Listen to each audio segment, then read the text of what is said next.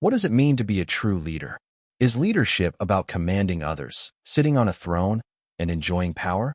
Or is it about carrying the weight of responsibility, even if it means giving up your own comfort and life for the sake of others? These questions are not new. They have been asked for thousands of years, and in the teachings of the Buddha, we find timeless stories that answer them in ways that still speak to us today. Among the many stories told in Buddhist tradition, there is one that shines with special light: the story of the Monkey King. At first glance, it may look like a simple tale about animals in a forest, but in truth, it carries a message as profound as the deepest teachings of wisdom. It is a story of sacrifice, of compassion, and of what it really means to put others before oneself. In this story, the Buddha, in one of his many past lives, was not a king of men but a king of monkeys. Even then, before his final enlightenment, his nature was filled with wisdom and kindness. This tale does not belong to the past alone. It has the power to move the heart of anyone who listens, whether they live in an ancient kingdom or in the busy modern world of today. Why? Because it reminds us of the kind of leader that humanity always longs for. Not the one who rules with fear, but the one who serves with love. In every age, we see people who hold positions of authority, whether in politics, business, or family life. Some use power for personal gain. Others, the rare ones, carry the spirit of the monkey king, choosing sacrifice over selfishness, compassion over cruelty. These are the people who leave behind a legacy that never dies. The story also makes us question our own lives. We may not be rulers of kingdoms, but each of us leads in some way. Parents lead their children. Teachers guide their students. Friends influence friends. Even in the smallest of ways, every human being has a chance to live either like the greedy king of men in the story, or like the selfless monkey king. In the next part of this journey, we will step into the heart of the forest, where a great river flows and mango trees bear sweet fruit. There, among the branches, lives a vast tribe of monkeys under the care of their wise and noble king. And from there, the story unfolds, showing us how compassion can shine brighter than fear, and how a leader's heart can change the course of countless lives. Long before the time when the Buddha walked among humans, teaching the path of wisdom and freedom, there were countless stories of his earlier lives. These stories were kept alive not just as simple tales, but as mirrors showing the qualities that he had slowly cultivated over ages. In one such life, he was born not as a man, but as a monkey. This may surprise us at first, but within the Buddhist tradition, it is clear that wisdom and compassion are not bound to human form. Even in the body of an animal, the future Buddha carried a heart that was different from all others. The setting of this story is a great forest. Imagine tall trees rising high above, their branches heavy with fruit, their leaves whispering in the wind. A river winds its way through the land, wide and full of life, both a source of water and a barrier that is not easy to cross. Along the banks of this river grow mango trees, golden with sweet fruit. For humans and animals alike, these mangoes are a treasure, a gift of nature that draws attention from all who pass. The forest is alive with sound, the calls of birds, the rustle of leaves, and the laughter of monkeys leaping from tree to tree. In this forest lived a vast tribe of monkeys, numbering in the tens of thousands. They were strong, lively, and clever, but what bound them together was not just instinct, it was the leadership of their king. He was no ordinary monkey. Tall, graceful, and filled with a wisdom that seemed beyond his form, he cared for his tribe as a father cares for his children. He was not harsh, nor did he lead by fear. Instead, he guided with patience, foresight, and a deep sense of duty. Under his care, the tribe lived in harmony, finding joy in the fruits of the forest and safety under his watchful eyes. But beyond the forest lay the world of men. In a nearby kingdom, a human king ruled over his people. Like many rulers, he was surrounded by wealth, guarded by soldiers, and moved by desires that were never fully satisfied. One day, word reached him of the forest and its mango trees. Curiosity stirred within him, and greed followed close behind. He wished to taste these fruits, to claim them as his own, and to guard them from others. For a man who already had much, The sweetness of the mangoes became yet another object to possess. The forest and the river, the mango trees heavy with fruit, the vast tribe of monkeys, and the two kings, one of men, one of monkeys. All of these were strands waiting to be woven into a story that would test the meaning of power, compassion, and sacrifice. The stage was set, and soon the choices made by both kings would reveal the difference between a heart that seeks only to take and a heart that lives to give. In the deep green forest, the tribe of monkeys lived under the watchful care of their noble king. Life was full of movement and joy. The younger monkeys played among the branches, leaping from tree to tree with laughter echoing across the valley. The older ones watched over the young, teaching them how to find fruit, how to be alert to dangers, and how to move in harmony with the forest. In the heart of all this life stood the Monkey King. He was not only the strongest among them, but also the wisest. His eyes held calmness, and when he spoke, the tribe listened with respect, for they knew that his words always carried the mark of care and foresight. The mango trees by the river were the pride of the forest. Their fruit was golden, sweet, and unlike any other food. The monkeys loved them dearly, but the king was careful. He told his tribe never to leave even a single fruit floating down the river, for he knew the river carried more than water. It carried secrets, and secrets did not always stay hidden. If the fruits flowed down to the land of men, he warned, they will come looking for more. Their desire is not like ours. It does not end when the belly is full. It grows without end.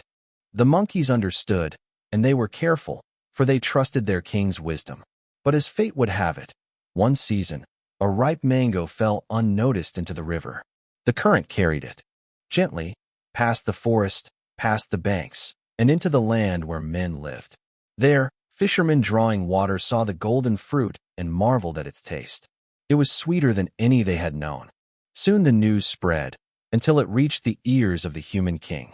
When he heard of the fruit, his curiosity turned quickly into craving.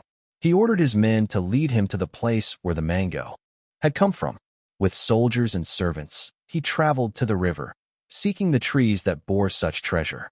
When they arrived at the forest, the human king beheld the mango grove, shining with golden fruit. His heart swelled with greed. He tasted the mangoes and declared that they belonged to him alone. But as he rested under the trees, he saw movement in the branches above. To his anger, he realized that the monkeys were also eating the fruit. "How dare they?" he cried. "These animals taking what is mine. Not one of them shall live. Kill them all, and let the grove belong only to me." The soldiers prepared their bows, and arrows gleamed in the sun. The monkeys shrieked in fear, running from branch to branch, not knowing where to go. The forest that had always been their home now echoed with the sound of death. But the Monkey King did not panic. His heart was steady, though filled with concern for his people. He looked to the river, wide and rushing, and beyond it the safety of the far bank. If only his tribe could cross, they would live. He thought quickly, for there was no time to waste. Gathering his strength, he leapt from the highest branch across the river. With arms outstretched, he reached the far side and clung to a tree. The distance was great, and the leap tore at his body, but he held on. Then, twisting himself, he stretched his form into a living bridge. His arms clung to one side, his feet to the other, his body forming a path across the rushing water. He called to his tribe to cross upon him, to use his body as their road to freedom. One by one, the monkeys obeyed. They climbed onto their king, moving carefully across his back, rushing to the far side where safety awaited. As they crossed, the Monkey King endured the weight of thousands. His muscles burned, his bones strained, but his spirit did not waver. He thought only of their lives, not his own. The younger ones hurried first, then the mothers with infants, then the rest. At last, the final monkey crossed, and the tribe was safe on the far side of the river. But the Monkey King, exhausted and torn by pain, could not hold on. His body was broken, and his strength was gone. He collapsed, falling heavily by the riverbank. The human king, who had watched the scene with his soldiers, was struck silent. He had never seen such a thing. This was not the act of a mere animal. This was the act of a being with greatness in his heart. His greed melted into shame, and he approached the fallen Monkey King. With deep respect, "Great king of monkeys," he said softly, Why did you do this? You could have fled and saved yourself. Yet you gave your own body so that your people might live. Never in all my life have I seen such courage, such love. The Monkey King, his breath weak but his spirit unbroken, replied, "A leader does not live for himself. His life belongs to his people. Their safety is his duty, their happiness his joy. If I must give my body so that they may live, then I give it gladly." The human king, moved to tears, ordered his men to put away their weapons. He bowed before the dying Monkey King, promising never again to harm the forest or its creatures. But the noble Monkey King had given all he could. With his final breath, he looked toward his tribe, now safe, and then closed his eyes.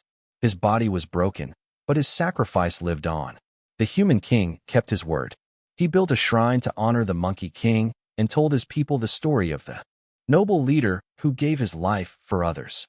From that day forward, the mango grove was safe, not by fear or by power, but by the memory of compassion that could not be forgotten. And so the story of the Monkey King passed down through the ages, not as a tale of animals alone, but as a lesson written deep in the heart of life itself, that true leadership is not about taking, but about giving. Not about saving oneself, but about protecting others. In the silence of the forest, the echo of his sacrifice remains, whispering the truth that greatness is born not from power, but from compassion. The story of the Monkey King may appear, on the surface, to be only a tale about animals and a battle of survival, but beneath its simple shape lies a deep moral teaching. Every scene carries symbols that speak beyond the forest and river, reaching into the very heart of human life. To listen to this story carefully is to be reminded of truths that guide not only monks and sages, but anyone who has ever held responsibility for another life. At its core, the story is about leadership. Many people in this world imagine a leader as someone who holds power, someone who issues orders and expects obedience. Yet here, in the body of a monkey, we see the image of a very different kind of ruler. The Monkey King does not sit on a throne or wear a crown of jewels. He has no army, no palace, no treasure. What he has is wisdom, compassion, and a heart that beats for his people. True leadership is not measured by how many bow before you, but by how much you are willing to give for those who depend on you.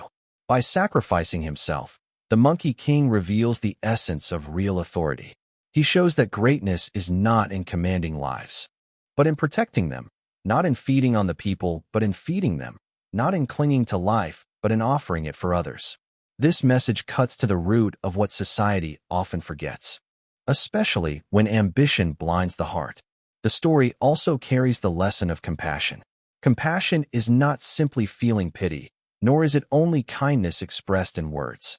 True compassion is action that places another's well-being above one's own. The Monkey King did not hesitate, did not pause to weigh whether his life was worth more than those of his tribe. In that moment of crisis, his choice was natural, flowing from a heart trained in care and selflessness. This is what makes the story powerful. The Monkey King did not act out of duty alone, but from love that ran so deep it became instinct. For us, the story asks whether we too can cultivate such compassion, not only in grand acts of sacrifice, but in the small decisions of daily life. When we choose patience instead of anger, generosity instead of greed, understanding instead of blame. Another truth woven into the tale is the danger of greed. The human king, though wealthy and powerful, was still restless, still hungry for more.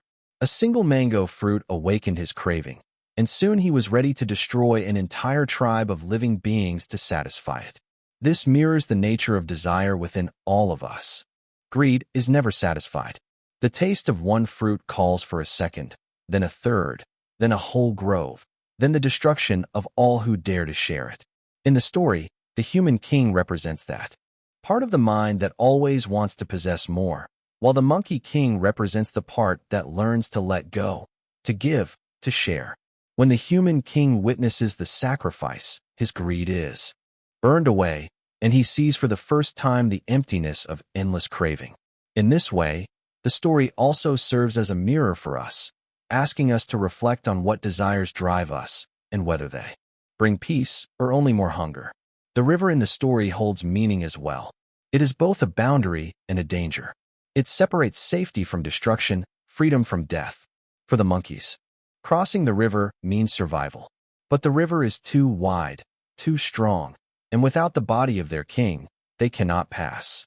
The river becomes the image of life's challenges, the forces we cannot cross alone. All beings face rivers, the river of fear, the river of sorrow, the river of change. What allows us to cross is often not our own strength, but the bridge built by those who love us. Parents, teachers, friends, and wise leaders all become bridges, giving part of themselves so that others can step into safety. The Monkey King, in laying down his own body as the bridge, shows the ultimate image of this truth. The mango fruit, too, carries a lesson. Sweet and golden, it stands for desire itself. It is not wrong to enjoy what is given by life, just as it is not wrong to taste the fruit of the earth. But when desire becomes greed, when it blinds the heart to the value of other lives, it turns sweet into poison. The Monkey King warned his tribe to be careful with the fruit, to prevent it from stirring greed in the hearts of men. His warning was not about the fruit alone, but about desire in general. Once craving escapes into the stream of the world, it travels far, grows strong, and invites danger. The story also points toward the truth of impermanence. The Monkey King, though strong and wise, could not keep his body alive. Even the greatest among beings must face death. What remains is not the body, which breaks and falls away, but the deeds that body carried out. The body of the Monkey King collapsed at the riverbank. Yet his act of compassion lived on, not only in the memory of his tribe, but even in the heart of the human king who once sought to kill them. This reflects a truth we often forget. Our possessions vanish, our strength fades, but the good we do endures in ways beyond our sight. Impermanence does not mean despair. It means that while life is brief, the choices we make within it can shine beyond our years.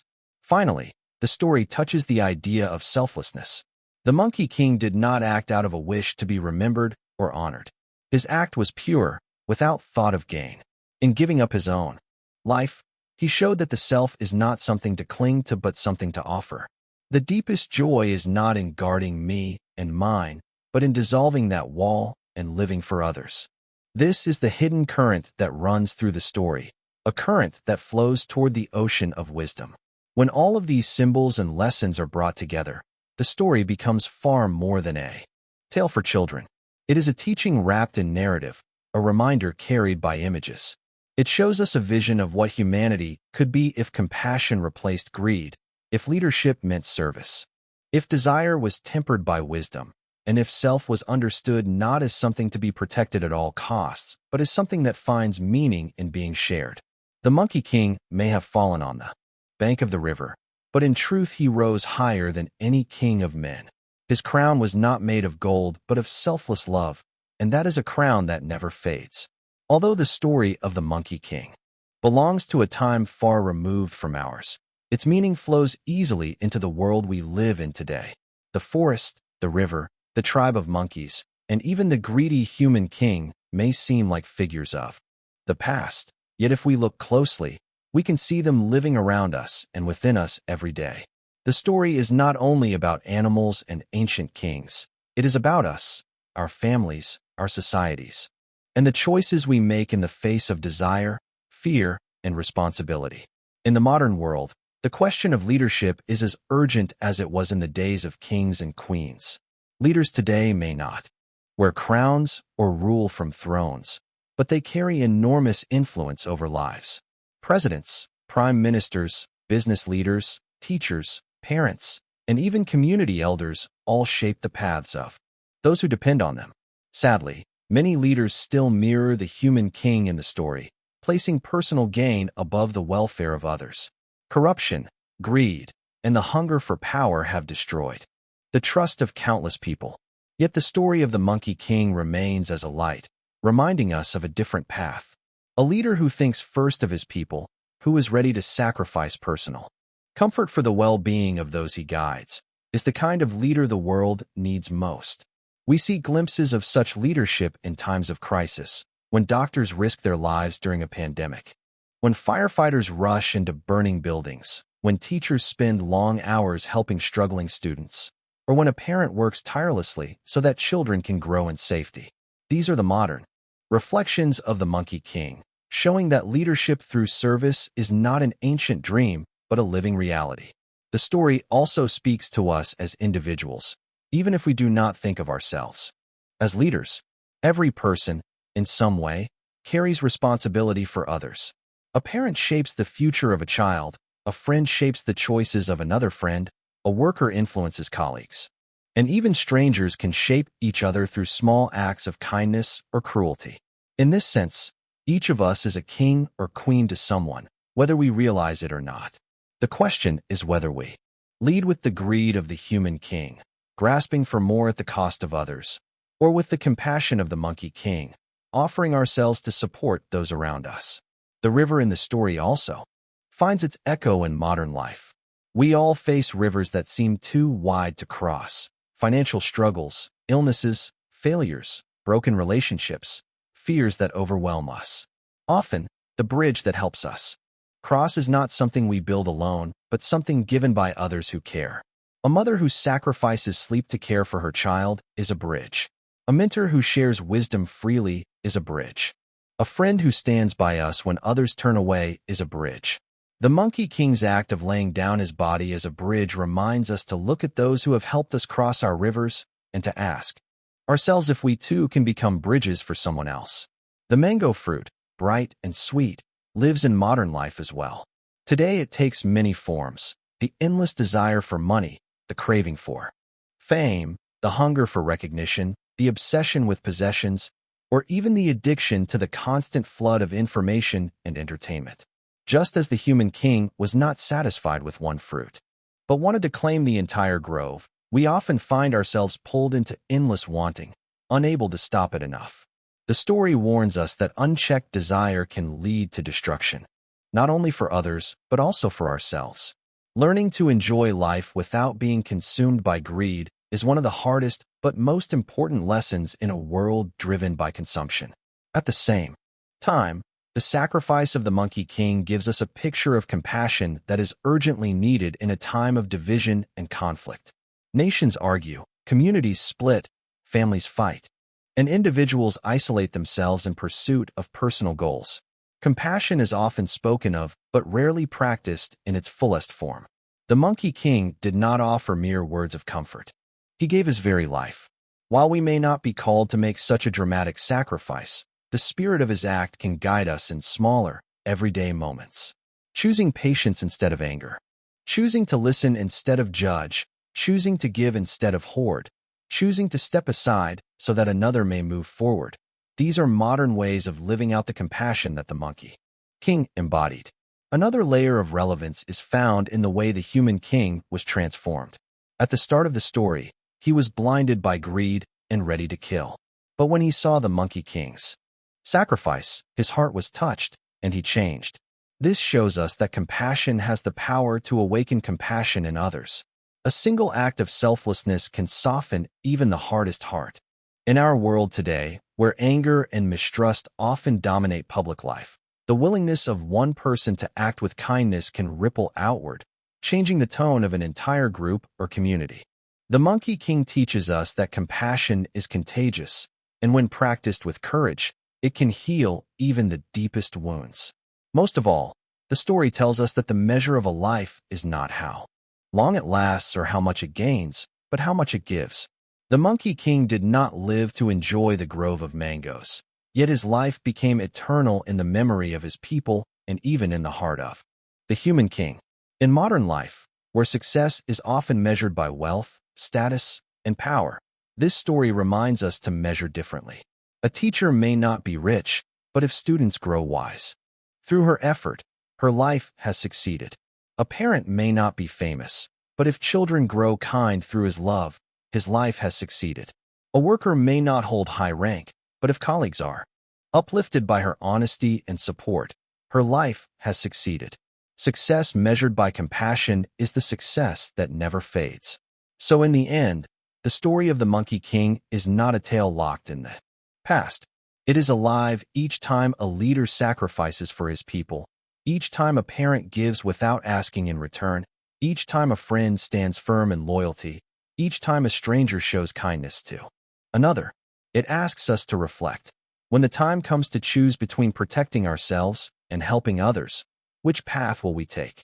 Will we grasp at the mangoes until they slip away from our hands, or will we become the bridge that others may cross? The choice belongs to us, and in making it, we shape not only our own lives but the lives of all who depend on us. The story of the Monkey King is more than an old tale from a distant forest. It is a mirror held before us, asking us to see who we are and who we might become. In the figure of the human king, we recognize our own hunger for more, the restless desire that drives us to take without thinking of others.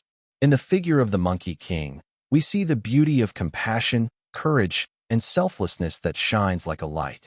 In the darkest moments, between these two figures, we are asked to choose. Life offers each of us endless chances to reach for the sweet fruit of desire. There is nothing wrong with enjoying the gifts of the world, yet if we let desire rule our hearts, we risk becoming blind, harming others, and even harming ourselves.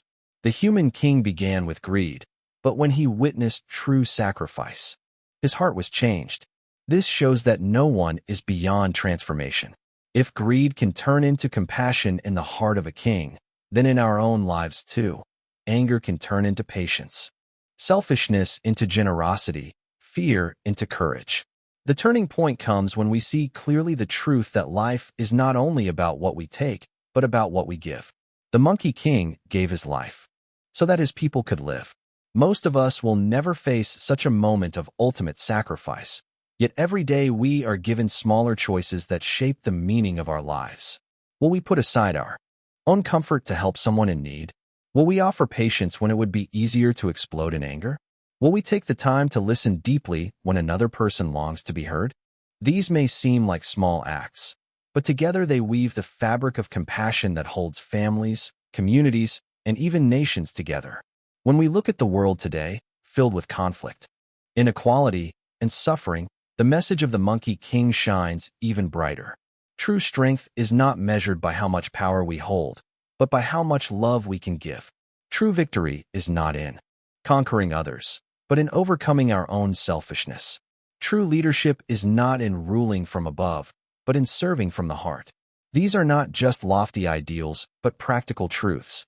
For history shows us again and again that those who rule with greed fall quickly, while those who live with compassion leave a legacy that lasts beyond their time. The story closes with the human king humbled, bowing before the body of the Monkey King. This image lingers in our hearts, for it tells us that even the proudest among us must finally honor the power of compassion. Gold, power, and fame may shine for a while, but they fade. Only acts of love remain bright. The bridge the Monkey King created with his body did not last forever, yet the bridge of his sacrifice endures in the memory of those who hear his story. It is the kind of bridge that each of us can build, not with our bodies, but with our choices, our actions, and our hearts. As we close this reflection, let us carry with us the simple but profound truth of the Monkey King's life. The highest purpose of living is not to guard ourselves, but to give ourselves. We may not change the whole world, but we can change the world for someone. We may not save 100 lives, but we can bring light to one life. And in doing so, we become part of the same timeless current of compassion that has guided humanity through ages of darkness into light. The story of the Monkey King does not end in sorrow, though he gave his life. It ends in victory, for his spirit of love triumphed over greed. It is an invitation for us all to live in such a way that when others think of us, they will remember not what we took, but what we gave.